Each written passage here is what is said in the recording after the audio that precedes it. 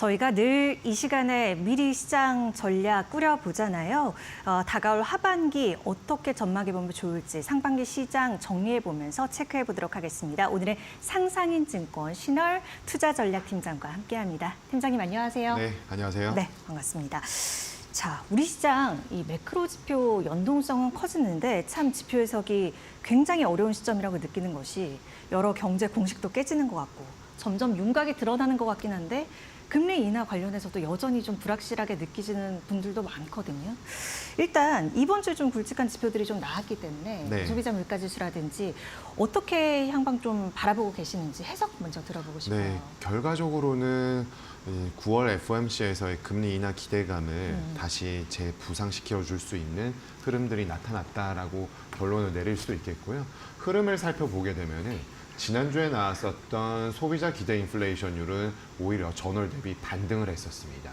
그러한 부분들이 심리에 역행을 하면서 전반적으로 여전히 기대 인플레이션이 안정이 되지 않고 있기 때문에 연준의 금리 인하에 대한 시점을 불분명하게 했었는데요. 생산자 물가 전월 대비 기준으로는 상당폭 튀었습니다만은 3월달 지표가 오히려 하향 조정이 되면서 반락한 것으로 나타났습니다. 그렇기 때문에 3월과 4월을 두루 살펴보았을 때에는 중립적이었다라고 해석이 가능하겠고요. 이번 지난 15일 밤이었죠. 그때 나왔었던 미국 4월 소비자 물가 지수는 MOM 기준, 전월 대비 기준으로 0.3% 상승에 그쳤었습니다. 이러한 부분들이 0.4%보다 떨어지면서 인플레이션의 오름폭의 연장선상에 있던 부분들이 이제 서서히 꺼져가는 것이 아닐까라는 기대감을 자아냈고요. 또한 근원 물가 지표, 소비자 미국 코어 CPI는 전월의 3.8%에서 3.6%로 오름폭이 축소세를 나타냈습니다. 여전히 주거비와 보험료와 같은 운송 관련된 비용의 증감률 축소세는 느리게 진행되고 있지만 확대되지 않았다라는 측면에 있어서 좀 전에 말씀드렸던 전월 대비 상승률 폭이 좀 줄었고 그리고 근원 물가의 전년 동월 대비 기준으로 계속 오름폭이 축소세가 나타나고 있기 때문에 이제는 1분기는 들쑥날쑥했었던 물가 지표 때문에 시장의 연준에 대한 기대감이 굉장히 엉클어지는 그런 모습들이었다라면은 지금은 다시 단일 대우로 점차적으로 시장의 인식들이 좀 모여지는 국면의 초입부다라고 진단해 볼 수가 있겠습니다. 네, 하반기 9월 금리 인하에 조금 힘을 보태는 그러한 지표 해석 좀 해볼 수 있을 것 같은데 일단 크게 경제 흐름으로 봤을 때요. 상반기보다 하반기는 어떨 것 같으세요? 네, 아무래도 경기 확장 국면이 지속이 되다 보니까 이 확장 국면이 지속이 된다라면은 여전히 견조한 경제 성장이 나오겠지만 연준의 긴축 강도가 상당폭 높았었기 때문에 이러한 부분들은 경기 확장 국면이 서서히 톤 다운될 수 있다. 즉 상고 하저의 흐름으로 전개될 가능성이 좀 더 높지 않은가라고 판단을 하고 있습니다. 네. 원래 기존 전망대로 한다라면은 1분기 정도가 글로벌 경기의 피크가 아닐까라고 생각을 했었는데 제조업 경기가 생각보다 좋았고요.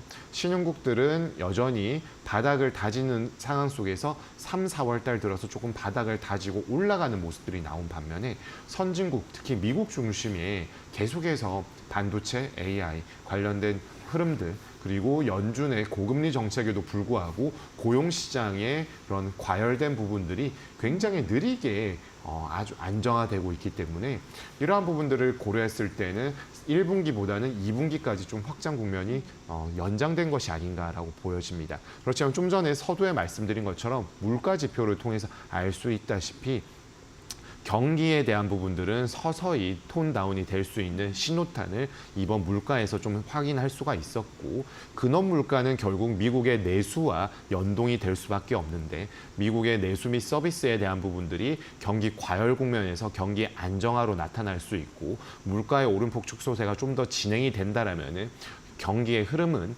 상반기보다는 좀 낮아진다라고 볼 수가 있겠습니다. 이러한 부분들이 결국에는 연준의 금리 인하 가능성을 오히려 조금 더 증폭시키는 요인으로 해석이 가능하겠습니다. 네. 주식시장으로 좀 돌아와서 질문을 드리도록 하겠습니다. 2분기 중반에 접어들고 있는데 일단 상반기 시장 여러 이슈들이 있었기 때문에 좀 총평을 들어보고 싶거든요, 팀장님. 네, 상반기라고 하면 1분기와 지금 2분기 현재 상황으로 네. 좀 나누어서 볼 수가 있는데 1분기 때는 연준의 금리 인하 기대감 그리고 반도체발 전반적인 IT 산업의 호황과 중국 경기 등의 바닥 다지기에 대한 부분들이 결부가 되면서 굉장히 좀 좋게 흘러갔었습니다. 그래서 3월 달만 하더라도 everything rally라는 단어가 나오면서 모든 자산이 다 올라가고 경기에 대해서 한층 좀 비관적인 시각이 두드러진 ECB가 속해 있는 유로존에 있어서도 증시의 상승세가 매우 가팔랐었는데요. 그러한 흐름들, 재료들은 변하지 않았지만 경기가 과열된 것이 아닐까.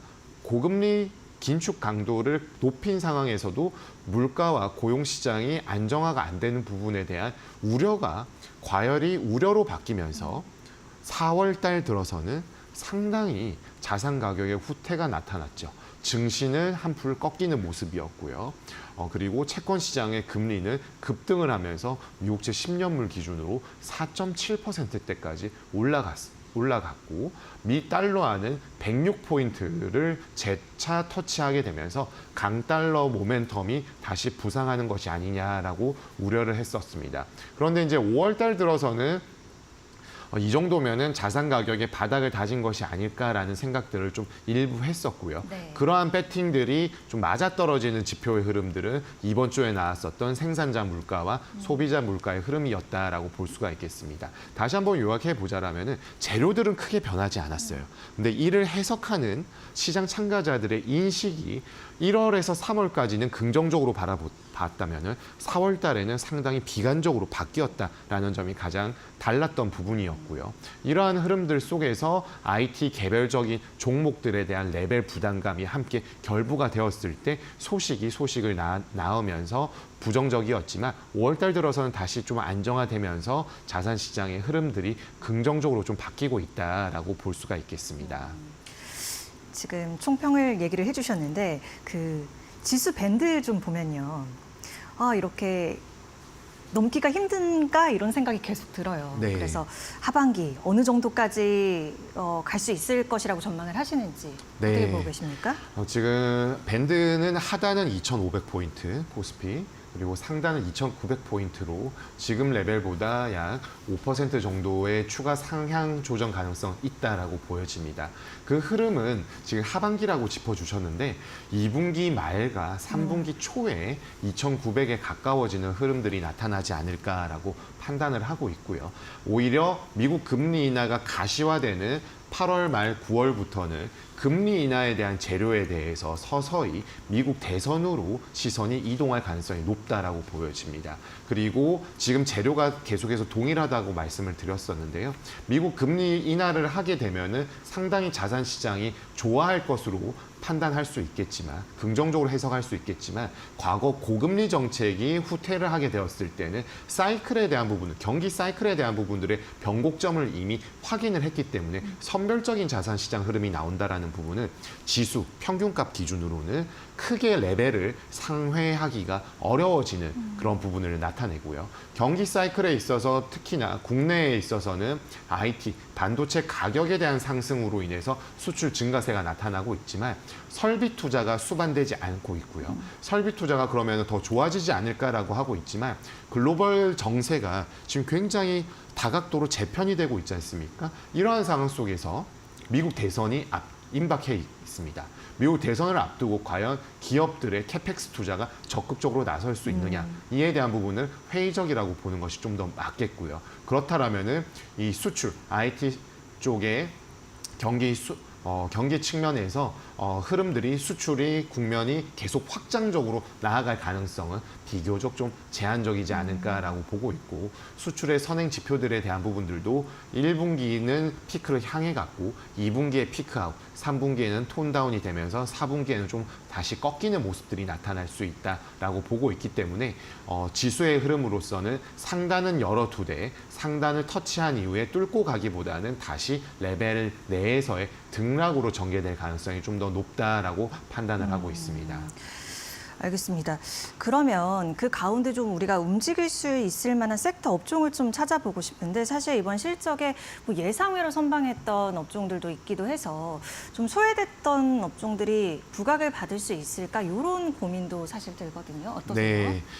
일단 반도체와 IT 가전에 대한 부분들은 긍정적으로 바라보고 있습니다. 뭐 전반적으로 우리 경제를 이끌어가고 있는 동인이라고 판단할 수가 있겠고 글로벌 테마에 있어서도 AI발 HBM 수요가 계속해서 나타나고 있는데 하나의 변곡점은 지금 상반기에는 AI 관련된 하드웨어, 기기에 관련된 부분들이 이슈를 받는다라면은 그 다음 하반기에는 AI에 관련된 소프트웨어 측면이 좀 더 부상이 될 가능성이 높다. 그 IT 개발의 수순에 따르자면은 그러한 흐름들이 좀 전개될 가능성이 높은데 우리 경제의 장점이자 좀 특징이라고 한다라면 하드웨어 측면에서는 조금 우수한 측면이 있지만 소프트웨어에 있어서는 아무래도 조금 하드웨어 대비해서는 상대적으로 처지는 부분들이 있다라는 측면에 있어서 이 IT 쪽, AI 관련된 IT 쪽의 흐름들이 긍정적으로 전개가 된다고 하더라도 상대적으로 조금 흐름들에 있어서는 소외될 가능성을 좀 열어는 두자라고 말씀을 드리겠습니다. 네.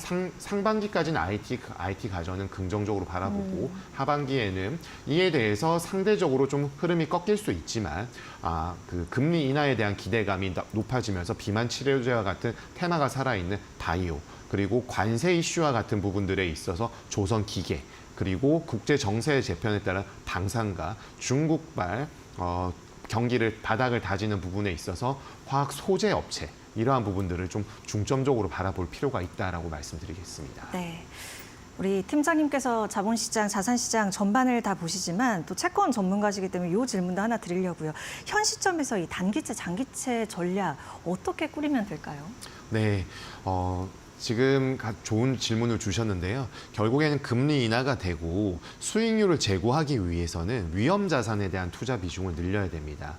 그런데 위험 자산의 투자 비중을 늘린다라는 것은 먼저 안전 자산에 대한 투자를 가져가야 된다라는 점이고 안전 자산에 있어서 지금 현재까지는 단기채 중심으로 보수적으로 대응할 필요가 있었지만 이제 금리 인하를 목전에 두고 있고 금리 인하 개시에 대한 컨센서스가 모일 때에는 누구보다 빨리 앞장서서 나갈 수 있는 전략이 필요하다고 보여집니다. 네. 그럴 때에는 듀레이션이 큰 확대할 수 있는 장기채 중심으로 투자 전략을 세우는 것이 맞겠고요. 섣부르게 장기채 중심으로 투자 포트를 세웠었던 좀 흐름들이 관측이 되었었던 23년과 24년 1분기까지는 상당히 좀 어려움이 있었지만 지금부터는 금리가 상승할 때마다 단기채보다는 중장기채로 듀레이션을 확대하는 전략을 구사하는 것이 자본 차익과 캐리 확보 둘 다 가능하다라고 보여집니다. 그 다음에 있어서는 이제 위험 자산에 대한 부분을 선진 주식이나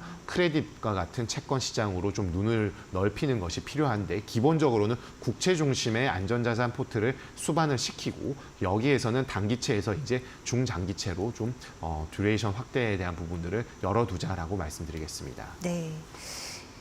최근에 달러원 환율 흐름은 어떻게 보십니까? 이 일본 쪽 그리고 중국 위안화 흐름도 같이 체크를 해봐야 되는 시점일 것 같아서 어떻게 보세요? 네, 이번 주에는 달러가 드디어 연준에 대한 기대감이 좀 희석이 되면서 전반적으로 좀 약세를 시현했고요. 어제 우리 원화가 원달러 환율이 하루 만에 25원 가까이 떨어지는 모습을 나타냈습니다. 그만큼 이번 주에는 아시아 통화 중에서도 원화의 가치 절상에 대한 흐름이 두드러지는 모습들이었고 달러가 반락을 하게 되면서 기타 통화, 선진국 등의 비달러 기축통화국가, 아시아 통화들 모두 우호적인 흐름들을 시현을 했습니다. 그렇지만 글로벌 경기에서 가장 안정적으로 좋을 것으로 꼽는 국가라고 한다면 결국 미국이지 않습니까? 미국의 경제 펀더멘탈이 시스템 리스크에 대한 발현 가능성을 계속해서 연준이 경계하고 있기 때문에 그에 대한 발현 가능성이 표면화되기는 굉장히 가능성은 제한적이라고 본다라면은 강달러에 대한 레벨은 유지가 될 수 있다. 100포인트를 넘는 달러 인덱스의 흐름은 당분간 유지가 될 수 있겠고요. 3분기, 4분기로 갈수록 이제 100포인트의 중립적인 흐름으로 전개가 되겠지만 이러한 부분들이 강달러 레벨이 무너지는 것으로 보기는 어렵겠습니다. 그렇지만 강달러를 추가적으로 치고 올라가는 힘은 서서히 무뎌질 것으로 보여지기 때문에 그동안의 절하 흐름이 나왔었던 원화, 위안화와 같은 그리고 엔화는 일본 내부의 통화 정책과 경제의 흐름이 같이 결부가 될 것인데요. 전반적으로 아시아 통화에 있어서는 최근 들어서 좀 좋지 않았던 흐름들의 변곡점이 하반기에 좀 유의미하게 나타날 수 있다라고 말씀드리겠습니다. 네. 과거에는 강달러의 피해주나 수혜주 이런 흐름이 좀 극명하게 보여지는데 최근의 흐름에서는 어떻게 보고 계세요? 네, 과거에는 이제 강달러가 지속이 되게 될 경우에는 원달러 환율이 올라가게 되지 않습니까? 즉, 원달러 환율이 올라간다라는 부분들은 수입 물가가 올라갈 수 있다라는 점이고 생산자의 입장에 있어서는 원가 부담이 높아진다라는 측면을 나타내게 됩니다. 이러한 부분들은 결국에 수출 물가 이상으로 이제 수입 물가 상승으로 반영될 소지가 있는데 이러할 때에는 매출액보다는 영업이익과 현금 흐름에 있어서 플러스 즉 매출 그로스보다는 좀 안정적으로 마진을 생성해낼 수 있는 업종에 대한 관심으로 좀 이어졌었고요. 좀 전에 말씀드렸던 업종에 있어서 뭐 IT나 음식료와 같은 부분들 그리고 기본적으로 좀 그때그때 다를 수 있는 규제책에 대한 반등과 경기 흐름을 고려했던 업종들을 말씀드렸었는데 그러한 흐름들에 있어서 크게 이번 국면과 다르지 않기 때문에 좀 전반적으로 긍정적인 뷰를 제시드리고자 합니다. 네. 이 구리 가격 상승세도 이어지고 있습니다. 그래서 이 투자 성향에 따라서 뭐 ETF라든지 구리 관련주라든지 그런 투자 매력을 좀 점검해 보고 싶어요. 네, 구리는 닥터커퍼라고 해서 이제 경기를 앞장서서 살펴보는 대표적인 선행 지표적인 네. 원자재 가격이라고 볼 수가 있는데요. 지금 1만 달러 내외에서 등락을 하고 있고요. 이러한 부분들이 중국과 신흥국 증시의 상승세와 결부가 되면서 수요가 살아나는 것이 아니냐라고 바라볼 수 있겠습니다만은 구리 가격은 그 중국 등 신흥국 증시의 상승세가 나타나기 전부터 일견 좀 확인이 됐던 측면들이 있기 때문에 경기에 기반한 수요 측면으로만 해석하기는 좀 다소 어렵다라고 말씀드리겠고요. 이러한 부분들은 결국 공급 측에 의해서 공급이 줄어들면서 가격이 올라간 측면도 배제할 수 없다라고 말씀을 드리겠습니다. 특히나 러시아산 금속 수입을 제재했었던 미국과 영국 등 서방 선진국들의 흐름들 이러한 부분들이 나타나겠고요. 중국 부동산이나 미국 친환경 투자가 부진하고 있다라는 측면들은 수요단에서도 전반적으로 지금의 가격 상승 랠리 이후에 상승 모멘텀을 제공하기에는 다소 역부족이지 않을까라고 판단을 하고 있고요. 결국에는 중국 경기가 근본적으로 지금 GDP에 대한 목표치를 4%대로 내려잡았는데 예상치를 서프라이즈할 정도로 5%, 6%를 올라갈 수 있는 동인이 하반기에 좀 보이지 않는다라면은 수요단에서 구리 가격을 올리기는 다소 역부족이고 공급은 상단을 제어하는 흐름을 좀 나타낼 것으로 판단하고 있습니다. 네. 자, 이 하반기에 우리가 또 부동산도 한번 짚어보려고 하는데 하반기 부동산 시장에서 좀 체크해봐야 될 주요 이슈가 있다면요? 네, 아무래도 공급 측에서는 부동산 PF 관련된 문제를 배제할 수가 없겠고요. 네. 수요단에서는 신규 주택에 대한 수요를 자극시킬 수 있는 그런 수요 진작책은 아직 정부가 내놓고 있지 않습니다. 네, 네. 그러면은 결국에는 기존 부동산 시장에서 투자자들이나 실수요자들이 어느 정도 유입하느냐 이 문제로 귀결이 될 텐데요.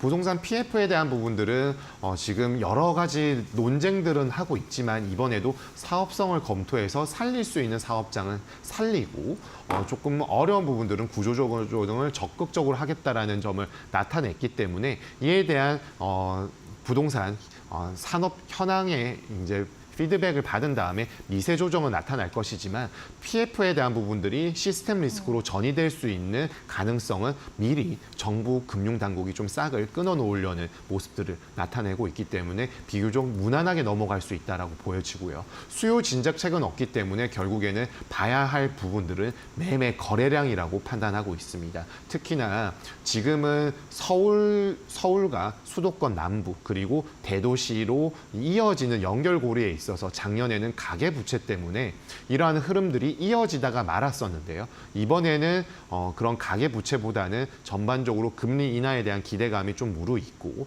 학습 효과가 좀 올라온 부분들이 있기 때문에 지난 3월에 서울의 아파트 거래량이 매매 거래량 기준으로 4천 건을 돌파했고 4월 달 역시나 지금 4천 건을 향해 가고 있는 상황임을 고려했을 때 거래량이 안정적으로 수반이 되게 될 경우에는 전국 주택 시장은 상반기는 약부합, 하반기는 보합으로 될 것이고요. 서울 주택 시장은 상반기에는 강보합세, 하반기에는 강보합세가 강세장으로 좀 바뀌는 전환 국면에 있을 것으로 보여집니다. 네. 자, 그렇다면 ETF도 짚어보려고 하는데 어떤 섹터 ETF 좀 보고 계시는지 그리고 포트폴리오 전략 어떻게 꾸리면 되는지도 마지막으로 좀 점검 부탁드리겠습니다. 네. 지금 ETF를 통해서 많이들 투자를 하고 계신데요. 이러한 부분들을 좀 고려했을 때 전반적으로 유동성에 대한 부분들은 현금, 즉 달러로 좀 대응을 하자라고 말씀을 드리고 있고요. 인플레이션 해치나 금 수요에 대한 부분들이 있기 때문에 금까지 안정적으로 좀 끌고 간 다음에 주식에 대한 부분들은 40% 그리고 채권에 대한 부분은 45% 말씀드리고 있습니다. 제가 아까도 말씀드렸다시피 금리 인하를 앞두고 있을 때에는 국채 중심의 안전자산의 비중을 최대한 늘린 다음에 위험자산에 대한 배분 비중으로 수익률을 제고하는 전략이 가장 우수할 것이다라고 말씀을 드렸고요. 위험자산에 대한 부분은 좀 전에 말씀드린 것처럼 반도체, IT, 가전, 바이오, 화학 소재 그리고 화학뿐만 아니라 그 방산 기계 같은 부분들 추천드리고 있고요. 국내에 있어서는 채권 시장에 있어서는 장기채 중심으로 그리고 크레딧물에 대한 투자 확대 전략을 말씀드리는 바입니다. 네. 네, 오늘 오만한 인터뷰 신하울 팀장님과 함께했습니다. 오늘 말씀 고맙습니다.